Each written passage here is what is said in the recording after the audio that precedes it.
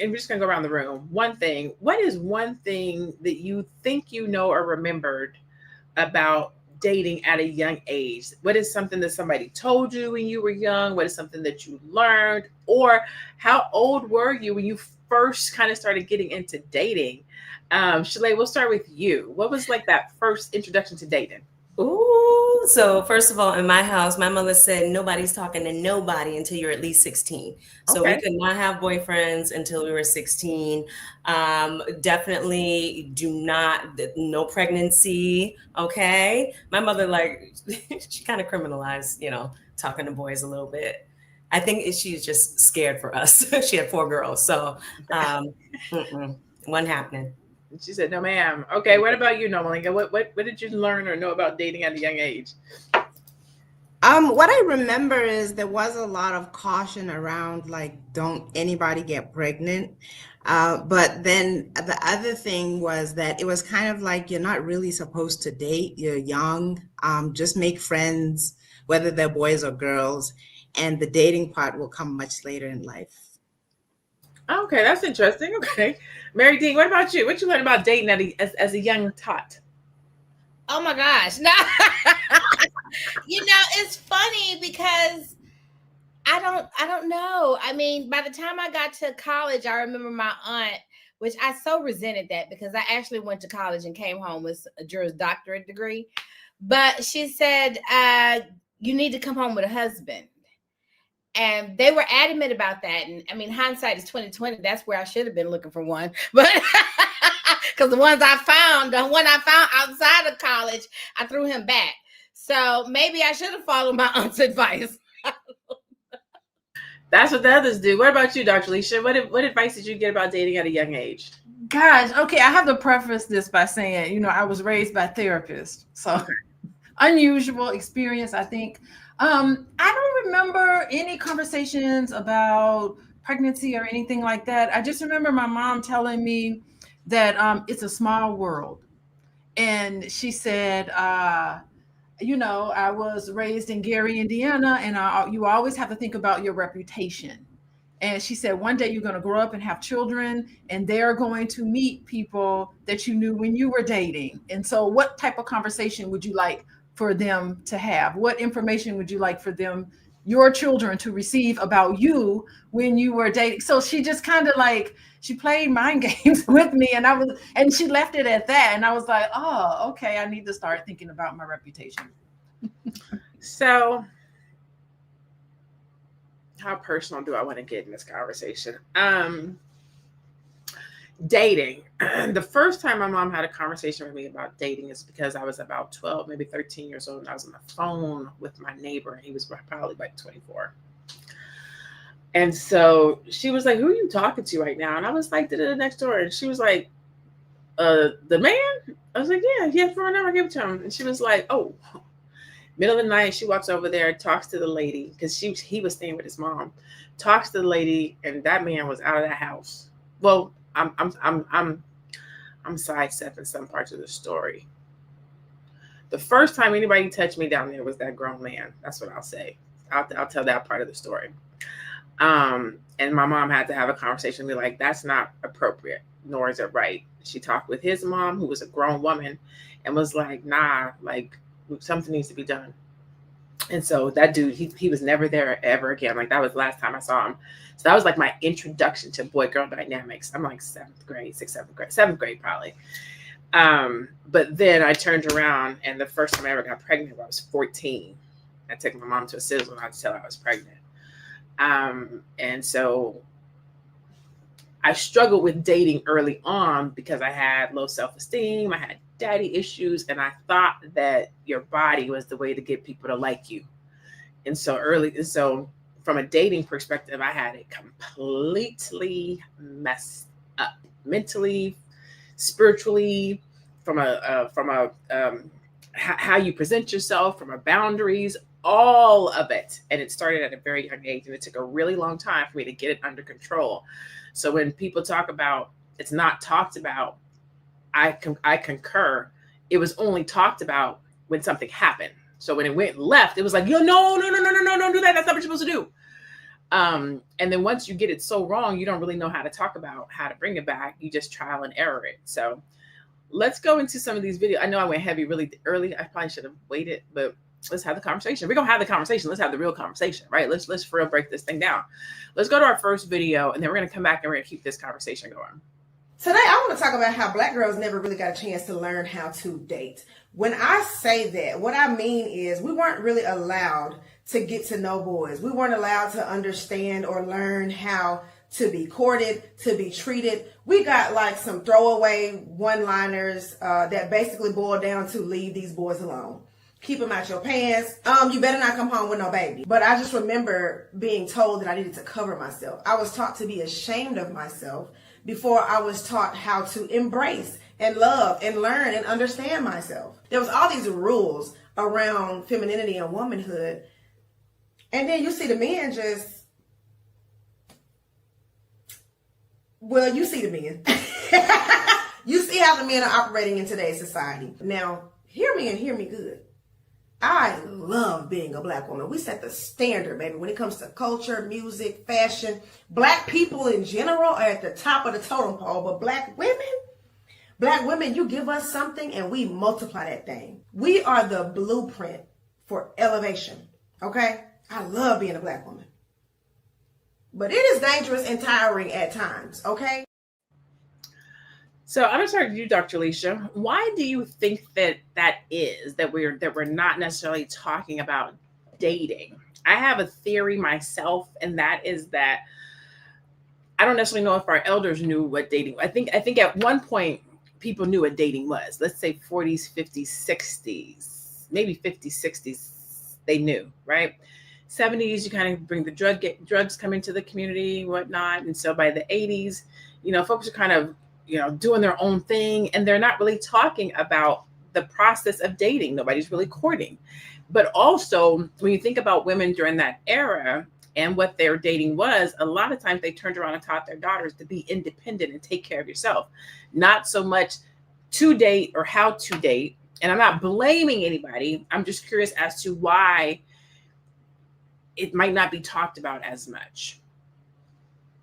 That's very interesting. I don't know how, being independent doesn't mean that you don't want to date anybody.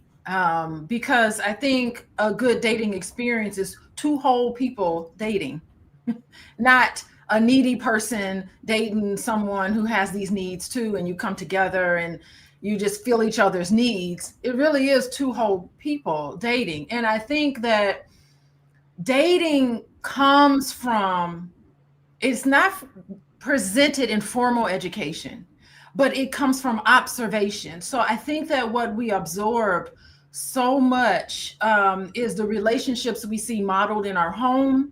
It's our parents, grandparents, whoever raised us. Second, I think it really does come from our friend groups. What are our friends doing? What is the norm about how our friends are dating? I just came from homecoming last week, and my daughter went to homecoming, and she didn't have a date, so it was just her and her friends. But there was groups of people who would date. They had dates. Some of her friends had dates, and they all went to homecoming together. And then all the singles, they all just got together and dated, and so dated at the homecoming dance and did not have a formal date. What I want to say. So, I think that, she was kind of bummed about it. She was like, dang, what's wrong? Nobody wants to take me to the homecoming. But, I have a conversation with her about, about what's going on and what that's like for her. And one day she will have a date, and her sister at one point had a date. And so it will happen for you when it's time. So it's not fixing all of these things. It's really just having a place. And I say this a lot, having a place for somebody to come and talk to about dating. Of course, she's got her friends to talk to as well. So it's home life and your friendship circle. I like that. Normally, you always have a particular view on relationships from the perspective of marriage, right? But what are your ideas and thoughts around dating, right? How does early exposure to love and relationships influence adults' dating habits? For example, if you haven't seen a man and a woman together, or if you grew up in a 2-parent household, or whatever the case might be, do you think that that influences how a woman dates, or when she starts talking about it or having these conversations? Yeah, I think a lot of us as parents don't necessarily want to admit that our children nowadays can be influenced by media and friends more than we influence them. And as a parent, I try to keep that door open and try to, because I'm extremely traditional, but I try to keep an open mind about the fact that things aren't always going to be out there in the world the way that I think they should be, and I keep an open mind about that. But if we're talking specifically about dating, dating should be for marriage. It should have a purpose.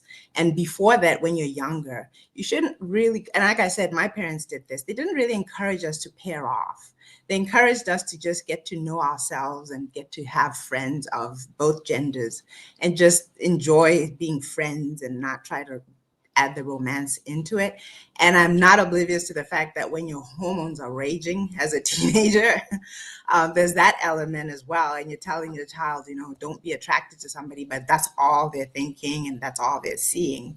But I think they were very clear about when you're younger, just keep it loose, hang out in groups, get to know yourself, get to know your friends, enjoy the experiences, but don't pair up yet. And then as we got older, there had to be a purpose to it. It couldn't just be something that you do for fun or perpetually. And I'm glad they set that standard. That's good. All right, we're going to take a quick commercial break. We're going to come back and keep this conversation going. I know you're busy, you got things to do, and you can't take us on the go with you every single day. Good news for you. We are now on Spotify. So if you can't watch us, now you can listen to us on Spotify.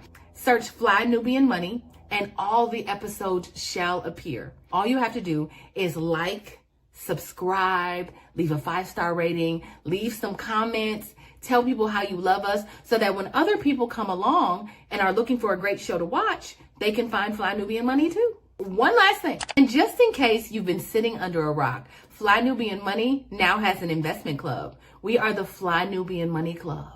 It's easy. All you have to do is go to flynubianmoneyclub.com, and I am committed to bringing in top experts from all industries to help you level up. They're teaching us the skills that we need to compete in this market. We often say that nobody is coming to save us, not the government, but guess what? We're coming to save us. I'm coming to save you with the Fly Nubian Money Club. So listen, all you have to do again is go to flynubianmoneyclub.com. We have a 30-day free trial set up just for you, just for those people that are struggling. Even if you ain't struggling, you ain't got to struggle. I'm coming. Okay, let me stop playing. I'll see you soon.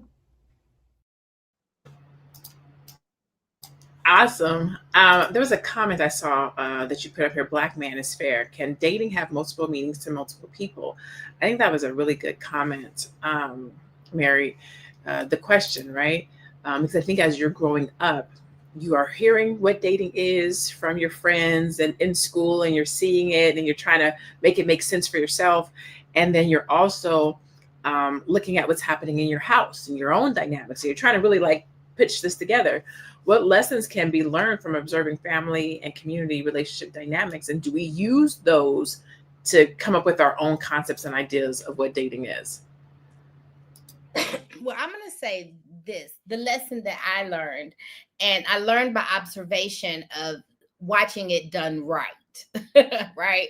My big sister has been with the same guy since I was 15 years old. Well, y'all don't know how old I am, but I'm old. No,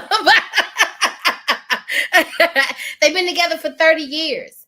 And watching her dynamic, and that's a miracle considering that our grandmother had been married 3 times, our father has been married 3 times, and I got married and divorced once. So I've been taking my time and learning and observing, and because I don't want to be like them too.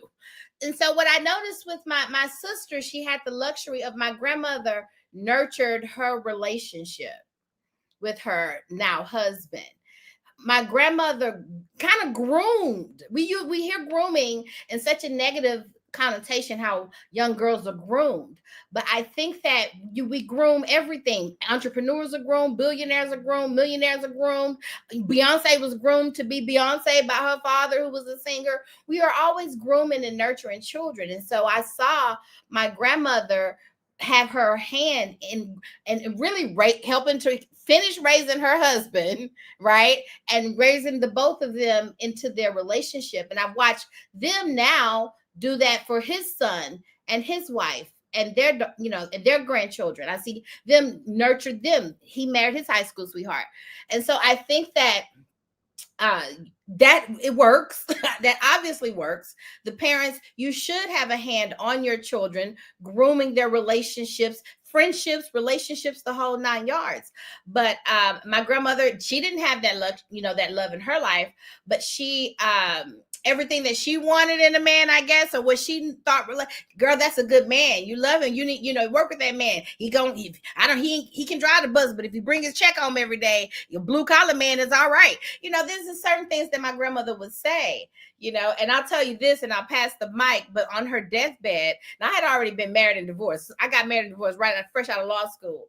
So when she thought she was dying, she wasn't dying, but she thought she was dying. And so she went around the bed and gave everybody her last words. And so when she got to me, her advice for me was, get you a boyfriend.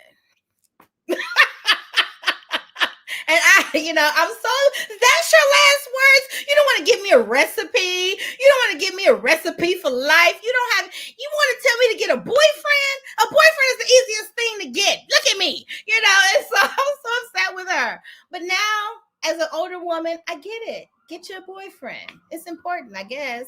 I love grandma. She said, get you a boyfriend. She wasn't playing no games. Like, you have 2 younger daughters, right? When you're thinking about and maybe you have it, when will you talk to them about dating? Will you wait for them to bring it to you? Will you take it to them? And when you do, are you going to give them your experiences? Because we have Dr. Alicia, a lot of times when we are giving dating advice, we're doing it from our own experiences. And if they're traumatized, or if we've been traumatized, then the advice and the experience that we're going to give will be based on that. So what are you thinking around what you're going to be sharing with your daughter so that they don't turn around and say, nobody told me about dating? Yes, that is a very, very great question. And so the way that I approach motherhood with my daughters is I want them to know my story. I want to be totally honest with them because I look back on so many things that my mom said or my mom did, and not that I didn't know her story. She told me bits and pieces, but I didn't know everything. And now just being able to reflect in hindsight, I'm like, oh, so many things are epiphany, aha moments to me now because I'm an older woman and I can just imagine or realize what she was going through. And I can put the pieces of the puzzle, the stories, the little pieces of the stories together. I can put them together and be like, that's why, not excusing some things and then excusing some things, right? But coming from a place of understanding, I know I should get that. So I want my daughters to know my story. Age appropriate, obviously, but I want to be very honest with them. And I'm very honest with my daughters now. Like my 8-year-old, she has little crushes and I don't criminalize it. I'm like, oh, okay. Well, what do you think about him? Is he nice to you? Is he sweet?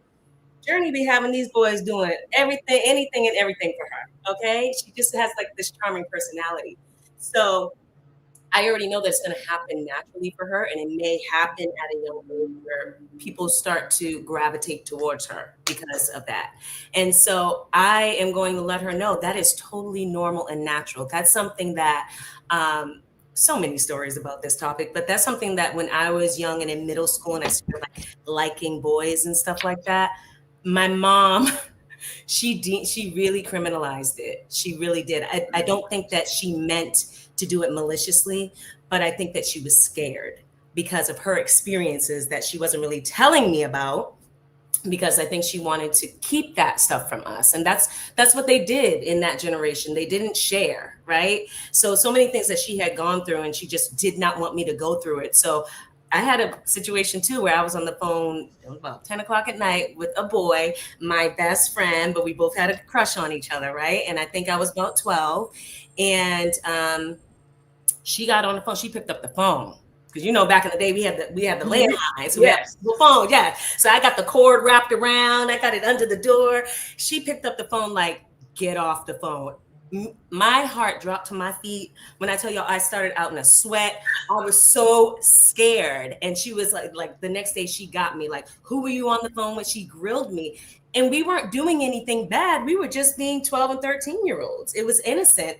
And we did have a crush on each other. But, you know, my main takeaway is like, don't criminalize it. It's normal.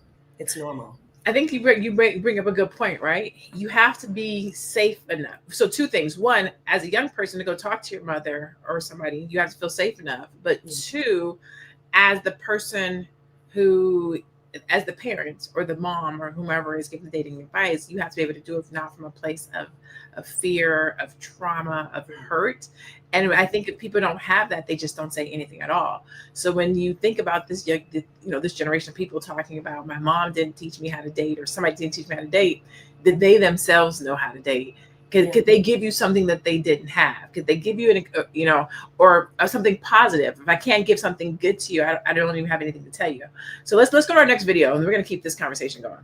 So when I say that Black women are not taught how to date, a lot of times when I ask women about dating or stuff, or what they learned about it, how they learned about it, parents oftentimes are like, well, my kid is not dating. I talk to a mother and she'll say, my daughter is a virgin, and then her daughter come up pregnant. A lot of times parents are just telling their kids, don't have sex, or don't be fast, or da-da-da. And that's the extent of their dating advice. But that doesn't tell you what to look for. It doesn't tell you how to find a partner. What is the rubric that you're using for who you're choosing? For example, if you're saying you want a leader, you're looking for a man to lead your home in the biblical sense. Because we get so much of this from religion, and we don't understand how misogynistic and patriarchal Christianity. You want a leader. So a woman will tell me, I'm looking for a strong man, a leader, a da-da-da-da. And then she'll say, he asked me on a date Tuesday. Here come Friday. He ain't said nothing else about it. So I reminded him. Then I called him in that day and said, are we going to still go? And da-da-da-da. How is that a leader? You're calling him and reminding him that he's supposed to be taking you on a date. He's not pursuing you. He's not taking leadership in the courting process, but you're thinking somehow he's going to magically be the head of your home somehow. Like, how do y'all think 1 + 1 don't equal 10? If you're looking for that, that means anytime when you see evidence that the person who you're talking to is not that, you got to be willing to get up from the table. So what should you be looking for? What is the rubric? One, I feel like everybody needs to take some psychology classes to basically understand human behavior and how the mind works. Like, we be falling for the okie doke so much because we don't understand when we're being gaslit. We don't understand narcissistic behavior. We don't understand trauma bonding. We don't understand basic principles. Either go to therapy or take some psychology classes, but have some understanding. Secondly, know who you are. You need to work on yourself, your self-image, your confidence, so you can know what you're looking for and what you require from a partner. Have some requirements. Just because he's a man, just because he liked you, that's not requirements. Have some stuff about how you want your life to go, what kind of lifestyle you want to live. If you want to be taking 2 or 3 vacations a year and he's just happy working his little factory job and chilling at home, then maybe that's not the person for you, because you're setting yourself up because y'all want different things out of life. So when I say that Black women are not taught how to date, a lot of Well, she has some points. Religion. I believe religion does play a factor, but I have a feeling we're all going to have various opinions on how religion plays out in dating. In the chat, let us know your thoughts. How old were you when your parents talked to you about dating? What are you telling your kids about dating? Is this something that you've experienced? And anyone can take this one right here around religion. Do you feel that religion plays a role in dating, and or has it played a role in how you started dating? Go ahead, Nomalanga. You shake your head yes first. Give me some insights. The interesting thing is it wasn't my parents. I went to a really nice private school when I was in elementary school, and our headmistress was actually a former nun. Who then left the convent or whatever, and then got married to what she said was a really great man and went on to have a beautiful life. So she could really balance the two sides. But I remember she used to take I can't remember, like the last 2 years of high school, of primary school, of elementary school, those 2 top years, and she'd take and gather us around and have a talk with us. And I remember she used to tell us, she was like, let me tell you something. Sex is a beautiful thing. It's a beautiful thing to experience. Don't be afraid of it. Don't demonize it. But then she put context in it. And she said, but I didn't do it until I got married. And it's beautiful within marriage. And if you do it outside of marriage, you can really get hurt and disappointed, and all kinds of bad things can happen. So she really gave it a well-rounded thing. And I took that to the bank. I got through high school and never had sex. I just thought, okay, it's a beautiful thing, but I have to do it within the right context. And I like I said, I'm really thankful for that kind of foundation. And my parents kind of reinforced that. So I grew up in the church, and I don't think that dating was weaponized in the church. I'm not going to say that. I don't think that for me, I can see where it does, and it has. I know that there are those ultra religious religions where, you know, people wear their charity band, and I know that it's there. It was not like that for me, but I can definitely understand how people can use religion. You know, you're gonna burn, you're gonna go to hell if you have there's religion is used and weaponized in a variety of ways, and definitely I've seen it weaponized when it comes to dating. Does anybody else have any experience or conversation around that they'd like to add to? Yeah, religion, always, like growing up Christian, we didn't go to church all the time. We prayed. My mother taught us to pray. She talked about the Bible and things like that, but we weren't Bible thumping, or she wasn't walking around quoting scripture, right? But she did say it's a sin to do that. And religion always made me feel guilty. Y'all, even I was a virgin till I was like 4 months shy of my 20th birthday. So I did not, it was because my mom instilled in me and my sisters, build yourself up. Like, we were always busy. We were always doing things, positive things and stuff like that. So we weren't really in that, we weren't really into boys, like chasing after boys or needing boys' attention, I'll say. It was nice, right? You get it. But it wasn't something that any of us like went after.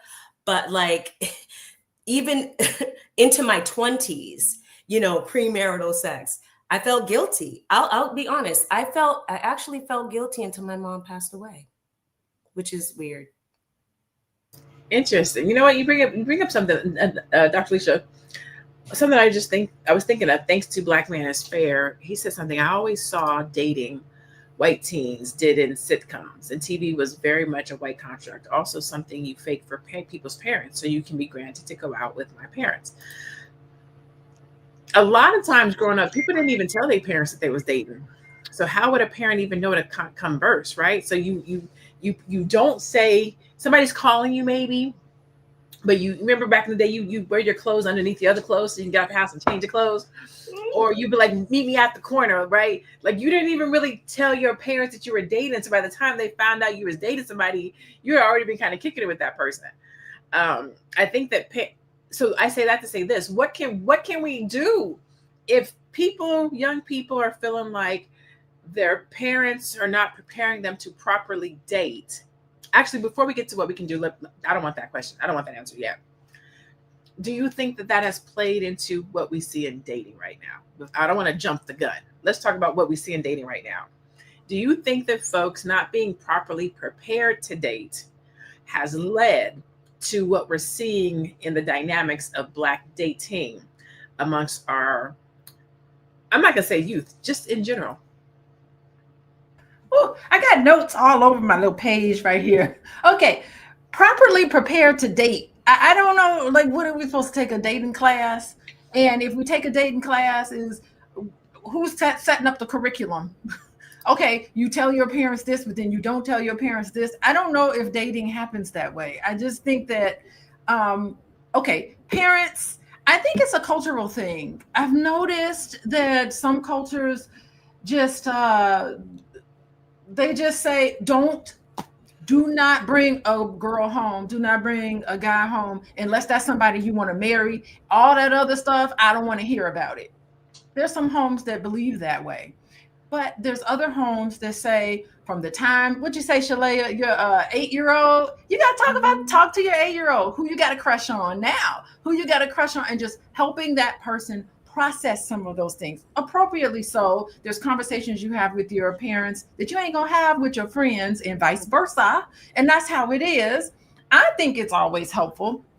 Why not talk to your parents about what you notice, what you see? Why not share appropriately what's happening? I know my daughter had a boyfriend, and they would get into it, and it would be so funny to me, and then they would come and talk to me in my office, and I'd be like, sit down, tell me what's going on. And I give them little lessons, and I'd be like, talk it out. And I would and then next thing I know, they're holding hands, leaving my office. It's cute stuff. So I liked it, but that was that's my household, and that's how we are in our household. I'm not saying that one way is better than another. I'm not saying that one religion is better than another, or being atheist is better than not being religious. I think I've seen with a lot of couples, religion is beautiful. With a lot of couples, it's a guide for them on how to treat each other and how to conduct themselves. Religion is a beautiful tool and used to facilitate healthy relationships in many of the couples that I see. Sometimes it can get into some toxic scapegoating, but that's for another YouTube video we could do. But I mean, it just is. I think it's okay. I think we need to just allow all these different ways of being underneath it all. I think, I can't remember who said it, but someone talked about self-esteem and thinking good about yourself and wanting to have a demonstration of healthy interactions, listening, empathy. If you got empathy and you can keep your emotions under control, you're going to have healthy relationships no matter where you go. What lesson do we need? We need to treat our children with respect, and not like little kids that need to just shut up and not talk anymore. We need to take the Shalaye way approach and develop a positive relationship with other people. That's what I think. All right, so I want to get this question to Marye before we go to commercial. Marye, what advice would you give your younger self? Like, if you could go back and you wish somebody had given you some dating advice when you were younger, or taught you something about dating when you were younger, what would it have been? Ooh. Girl, if I had that figured out, I'd be married right now. No, but it's hindsight, right? So I'm asking that question because somebody might have a daughter that they're like, let me sit down and have this conversation with her. So what is something, and anybody in the chat can answer this. I'm gonna say, because I think your relationships, even from a law of attraction, spiritual perspective, you are learning about you are healing, you are growing. And so for me, I was abused by my stepmother as a child. And so when I did get married and divorced, I realized I divorced my ex-husband for the same thing while I was a staff attorney at aid to victims of domestic abuse. Okay. And so, your God sets your life up in such a way that you have the opportunity to heal and confront these childhood traumas. Right. And so I think if there was anything that, if somebody wanted to go back and give little Mary, which is what they really call me, because my grandma was Big Mary. So what would you give little Mary? It would just be love. And I think that in the Black community, we love little boys and raise little girls, and then wonder why we grow up with these soft boys and super strong women. And so I think that little Black girls deserve to be loved, coddled, given some softness and a soft place to land, and healing their heart. I just think that they need, just love them. If you love them, then the decisions that they will make will always come from a place of self-love. So that, and my own journey in healing that part has been a journey of self-love. So if anything, just give a hug. That's what I would do. Give a hug. Give her a hug. Let her know she's seen. Let her know she's valued. Because if she looks to these streets, these little boys, this social media, which we're going to talk about next, what role does social media and society play in shaping dating? We're going to have that conversation next. And it wasn't even like that when I was growing up. I can't even imagine what it's like today growing up and letting that be the bar. But we're going to get it. We're going to continue this conversation. Let's go to commercial. We'll be right back. Woo! It's a good show right here. but I'm biased. If you are just tuning in, you are watching Fly Nubian Money, where we help you master your mindset and maximize your money. My name is Tiara Williams. I'm also known as Miss Black Hollywood, and I'm the proud producer of this show because it is lit. If you want to receive notifications for when we go live Monday through Friday, 1 to 2 p.m. Eastern Standard Time. All you have to do is text the word Queens to 87948. That's Queens to 87948. That's QUEENS to 87948. Also, if you want to grow your money and not blow your money, all you have to do is go to flynubianmoney.com. There's all kinds of resources, there's courses, there's free giveaways. There's just no reason to be broke in 2025. All you have to do is go to flynubianmoney.com. Obviously, you don't want to be entertained here. You want to know enough to grow. Wait, I need to put that on a shirt. You got to know to grow. Got to know to grow. So no. Here are a few of my dating non-negotiables as a man with strict boundaries. These are my boundaries. You do what you want to do. These are mine. Say I get your number, you give me your schedule, and I plan a date. If for some reason you're busy on that date and you can't make it, it is up to you to give me the day that you're free or your next availability. I'm not about to keep asking. That's too close to begging. Play with somebody else. Number 2, if you ask me in our first few dates for nail, hair, shoe money, you're clipped.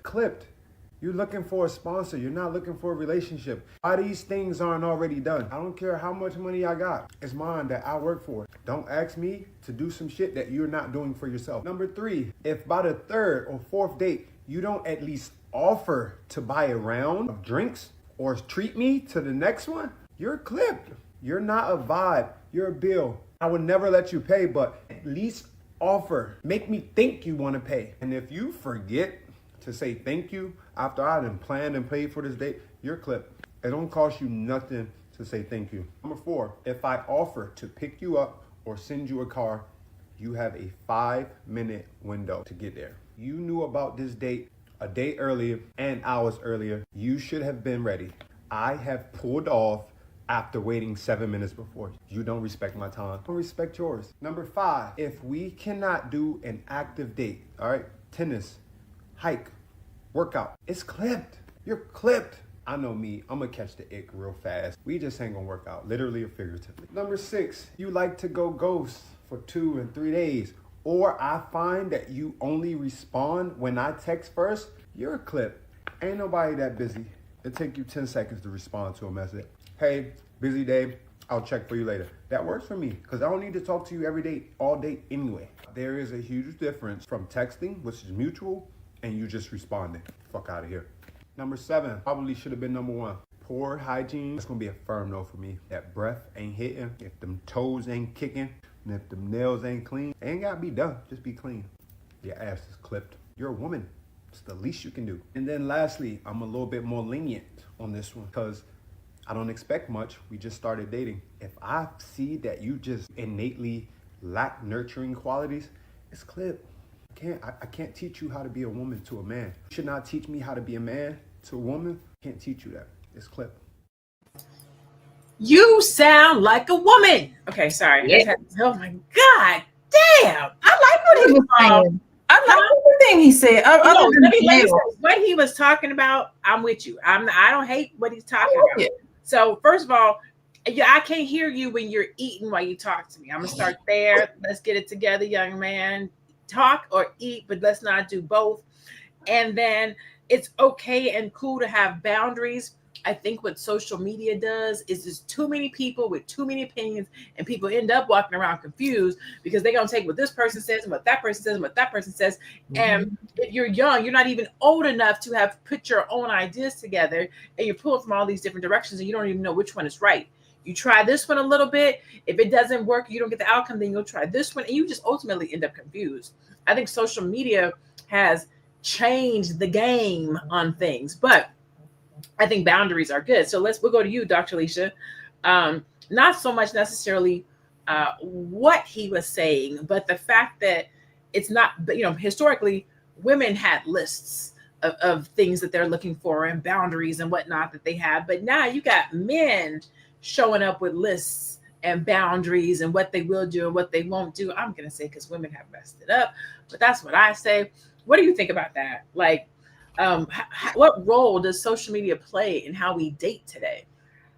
Man, I haven't been dating myself in a while, but I do know a lot of people who are dating.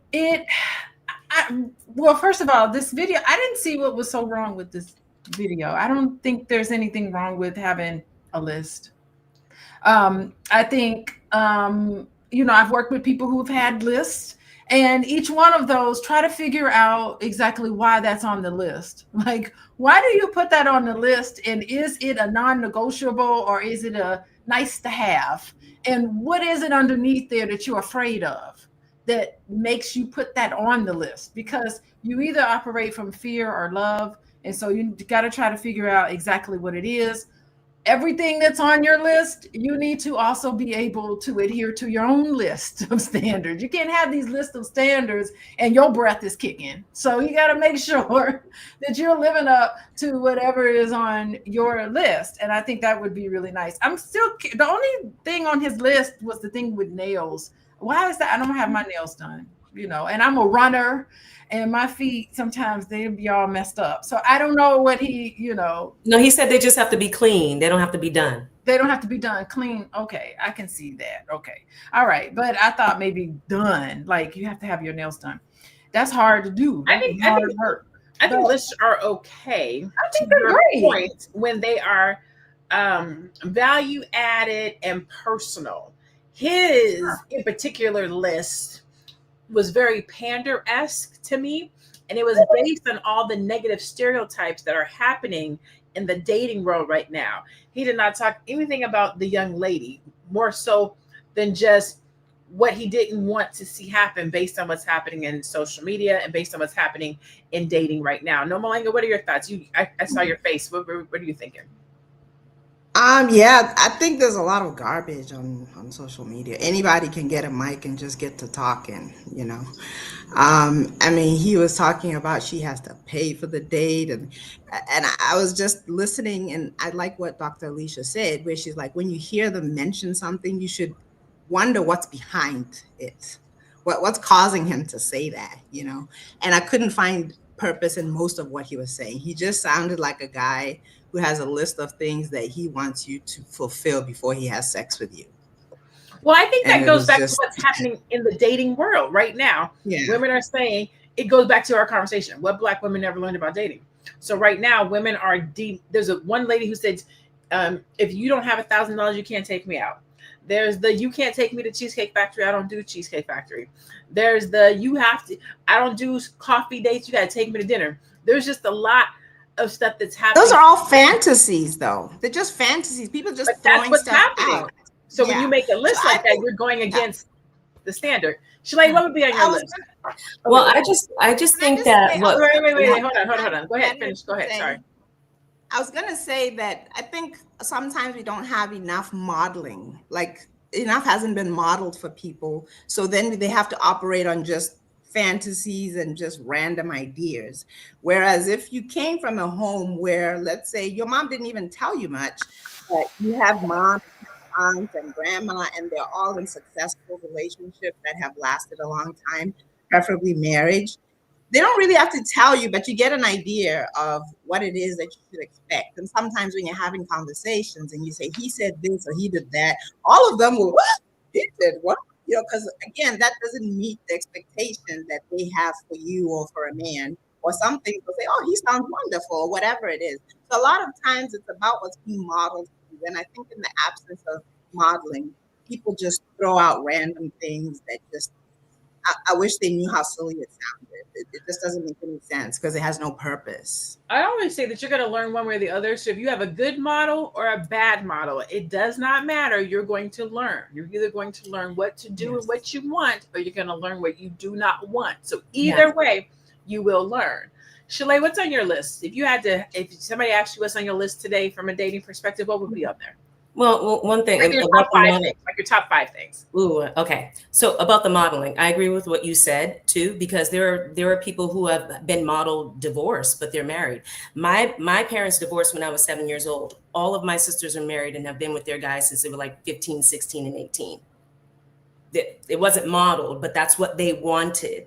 And also, I think that in this whole conversation, it gets lost that dating is a negotiation, and it's based on 2 individual people and your preferences and how that aligns with someone else's preferences in their negotiation. So I think we just get so lost in social media and what everybody is saying, and we all do. We all get a little lost. But dating is a negotiation. That should be put on a shirt. My top 5 things on my list, as far as when dating, you have got to be kind. You have got to have some kind of, and this goes with kind, empathy, compassion. You have to know how to communicate. I need someone who is emotionally mature. It's been thrown around, what's it called? Emotional intelligence. That's too trite now. You need to be emotionally mature. If you're emotionally mature, you're going to come with some emotional intelligence. You do have to be financially stable. You need to be financially stable. I have seen I haven't dated a lot. I've been in long-term relationships, so I haven't dated a lot at all. But I've seen in just a little bit that I've been dating and my friends that if you are a woman and you make a certain amount, if you get with a man and he's not financially stable, that's going to be an issue. It's going to be an issue, not because it should be, but just because of the power dynamics and what that man believes about himself in that moment in juxtaposition to you. Okay. You want 3 more? You got to be that was good. That was good. That was good. I want to ask everybody. You gave me like 7. No, I didn't. It felt like it was 7. Okay. Go ahead. No, if you got some more, go some more. Go ahead. Next. Are you sure? Because you got go. Give us 2 more. Give us 2 more, Shalaye. What else you got? No, I was just gonna say you have to be attractive. You don't have to be Morris Chestnut, but I have to get the feels. Okay. I got to be attracted to you. Yeah. All right. Marye, what's on your top 5? What's on your list? You know what? I really am. I like boss men. I like powerful men. So I like a man that's spiritually in tune and a creator, and I think that sums up a lot of different things. That means he knows how to go out and make money, whether he's job dependent or job free, but he's in control of his life and his destiny. That's important to me because I'm in control of mine. So I can't follow no man who can't be in control of his. That's not going to work. And I like, so that's one, right? Spiritually in tune. Another thing, financially stable. That's important. I like a man who's financially stable, financially secure, financially proud. A man who, I hate to say this out loud, but I feel like a lot of Black men have low self-esteem. And so I think that, a man having some type of, and I think that comes with self-actualization. Men who have conquered some things in their world, conquered some things in their life, they tend to have a higher self-esteem about themselves. So that's important. He got to be good looking. Well, I've been known to like an ugly man. He got to be attractive to me. Okay. I hate you, Marye. I didn't know to talk to ugly man. Yeah, that's important. I love it. Okay. Nomalanga, what's on your 5? I know you're married, but like if what's on your 5? What are the 5 things for you? The first thing is, and this has evolved as I got older, I think this man has to be really committed to his relationship with God and his spiritual life. He has to be family oriented. He has to, have a means to be resourceful, generate an income, figure it out. And he has to have some level of compassion. I think somebody said kind, but he has to have some level of compassion about him. And then the last thing is he actually has to understand that, he's accountable. He's the leader. He has to be masculine. He cannot throw that to me. That's his role. And if we agree on that, then we'll be okay. Okay. We'll round it out with you. Alicia, what's your 5? Attraction is important, but I cannot stand a stupid man. If you ignorant and dumb, you could be cute, but when you open up your mouth and start talking, you start getting less and less cute. I really do want I like intelligence. I like sapiosexual. The what? Sapiosexual. I'm a sapiosexual too. Oh, I never really considered myself that sapiosexual. I never considered myself that. I mean, because there's other criteria. That's not the only one, but that's the biggest one. Is attraction to intellect or smart people, things of that nature. Yeah, but that's not the only thing. Like, I'm just not gonna date a nerd who is smart and everything.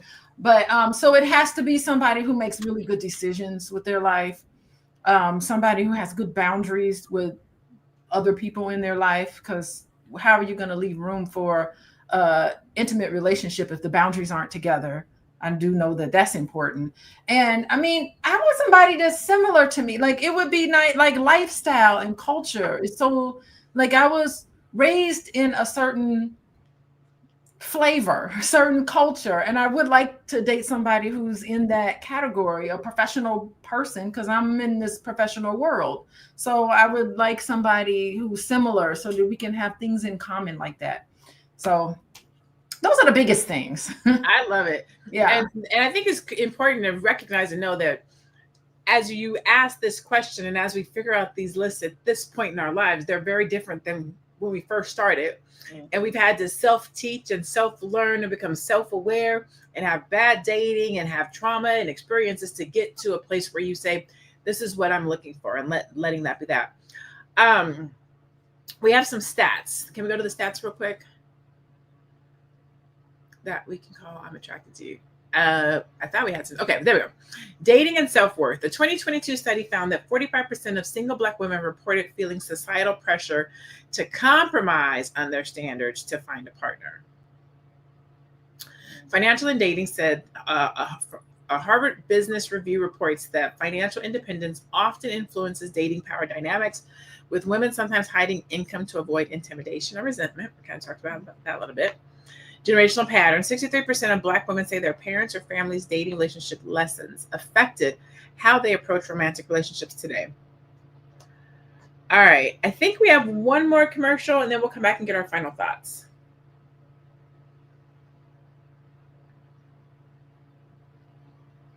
Or we can just do final thoughts. Let me know. Are you a Black business owner looking to expand your reach? Well, has Fly Nubian Money got good news for you? We are building a Black business directory to connect you with customers who need your services. And here is the best part. It is absolutely free. Email us at info@realvirtual.net. Send us your business name.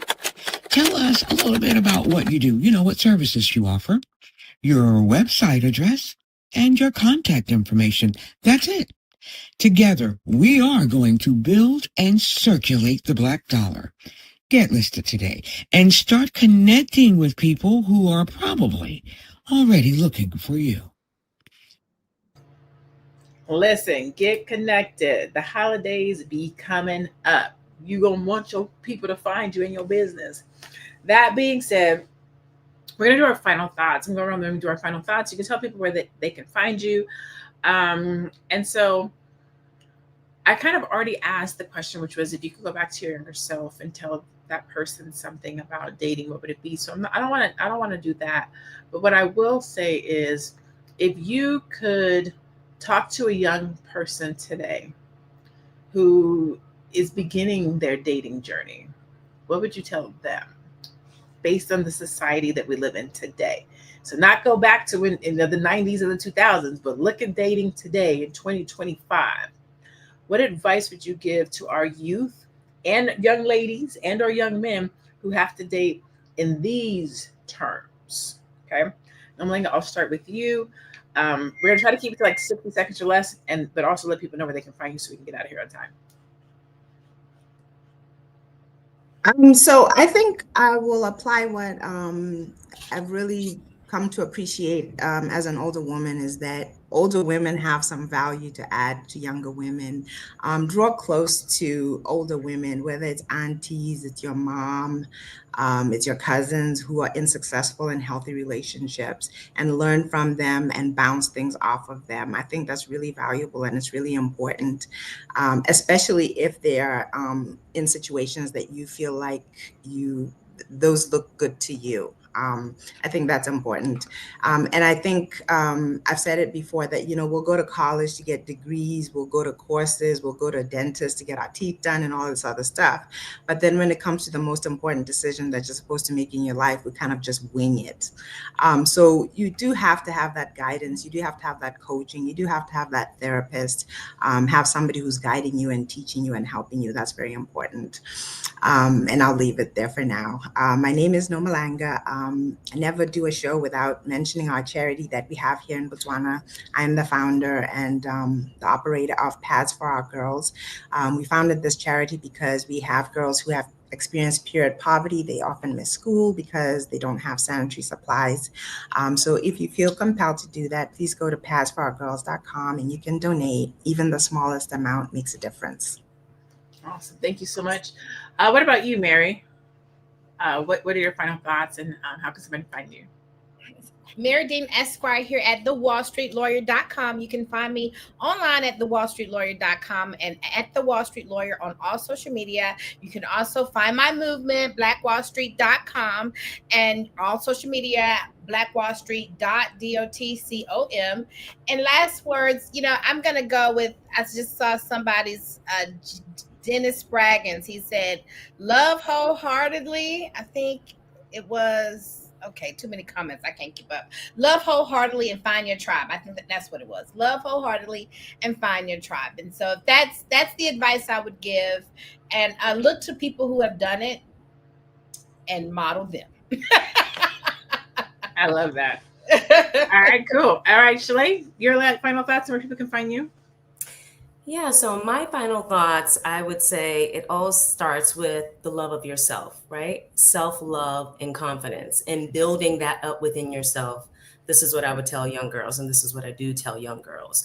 Don't focus so much on the external and getting external validation. Learn how to validate yourself first. I tell my daughter all the time, love yourself first, okay? Everyone else comes after you, even mama, okay? So, another thing I tell girls is, how do you want to be addressed and how do you want to be treated? This is where you start to learn what your boundaries are, because some of this is experience and you just have to go through it. But how do you want to be addressed and how do you want to be treated by men?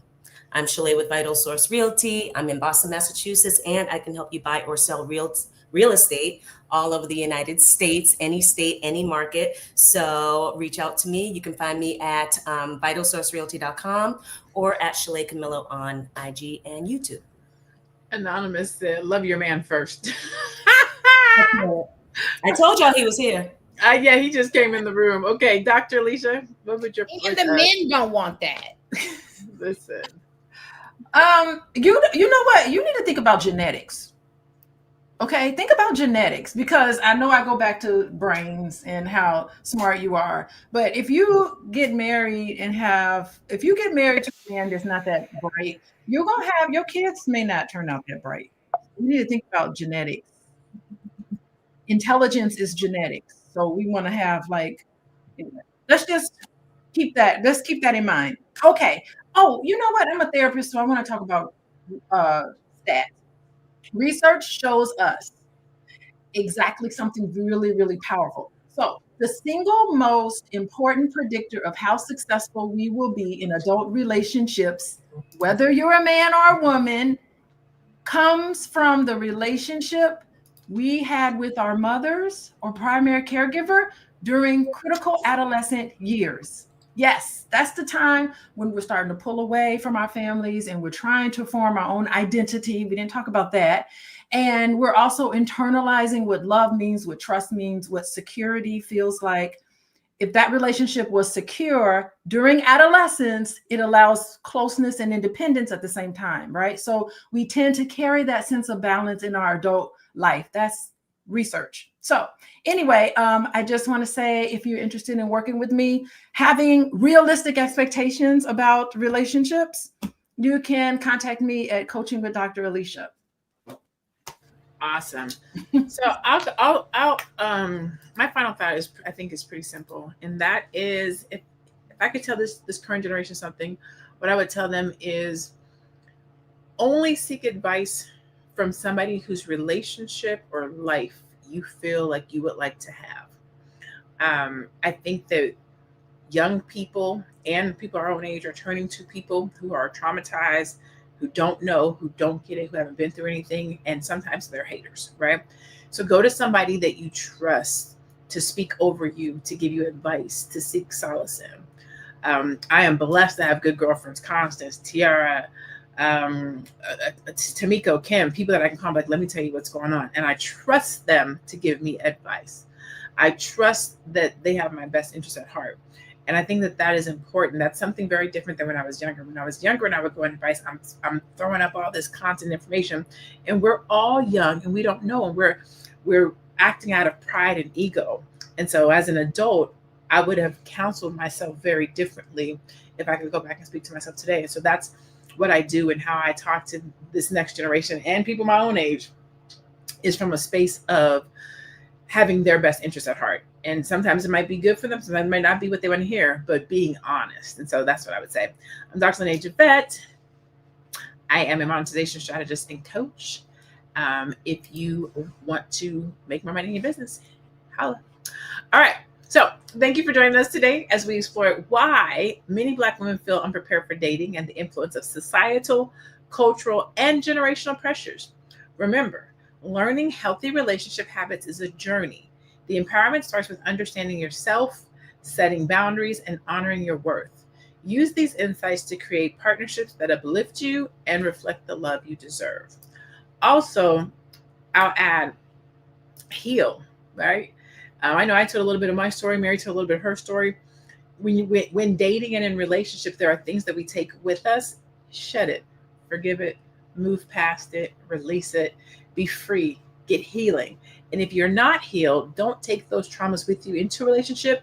Reach out to Dr. Alicia, to talk to a therapist, do something so that you can heal and be whole to date, but also talk to somebody else about that transformation and what they need. Because if you're not whole, you're going to transfer that trauma into this next generation or to somebody else. And then it's a relentless cycle.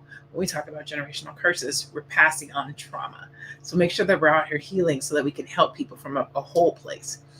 I'm Dr. LaNée Javette, joined by Dr. Alicia, Shalaye, and Marye Dean. This is Fly Nubian Money. Thank you so much for joining us today. Go out, be blessed, stay Black, and be one. We will see you tomorrow. I have 3 things I learned dating Black women.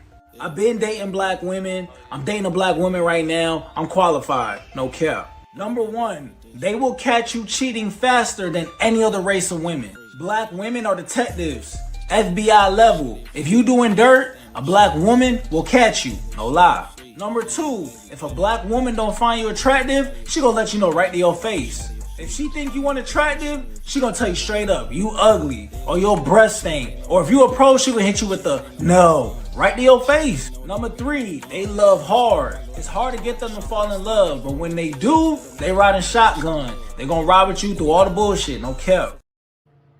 Listen, he telling the truth out here.